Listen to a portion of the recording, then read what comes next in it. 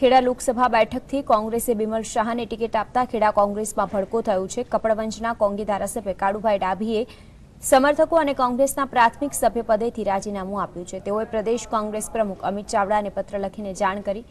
બિમલ શાહની પસંદગીના આધારે સંખ્યાબંધ આગેવાન અને કાર્યકરોને અત્યંત દુઃખ થયું છે, જેથી તેઓએ સમર્થકો સાથે પાર્ટીના પ્રાથમિક સભ્યપદેથી રાજીનામું ધરી દીધું છે। વધુ આજે સંવાદદાતા કિશન પાસેથી મળશું। કિશન, ખેડાથી બિમલ શાહને ટિકિટ અપાતા કોંગ્રેસમાં ભડકો થયો છે। કાળુભાઈ ડાભી જેમણે પ્રાથમિક સભ્યપદેથી રાજીનામું ધરી દીધું છે, વિગતો શું સામે આવી રહી છે?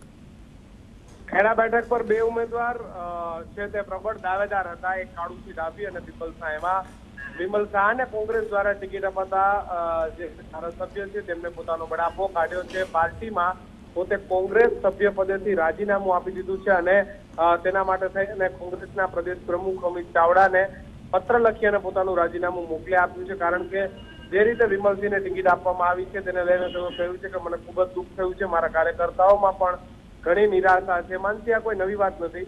કોંગ્રેસમાં જ્યારે પણ આ પ્રકારની ટિકિટોની ફાળવણી થાય છે ત્યારે ધારાસભ્યો પોતાની જે નારાજગી છે તે વ્યક્ત કરતા હોય છે। અમુક ધારાસભ્યો ખુલીને બહાર આવતા હોય છે, તો અંદર ગાળે અમુક ધારાસભ્યો છે તે પક્ષને ડેમેજ કરવાનું કામ કરતા હોય છે। માનસી, આભાર આપનો વિગતો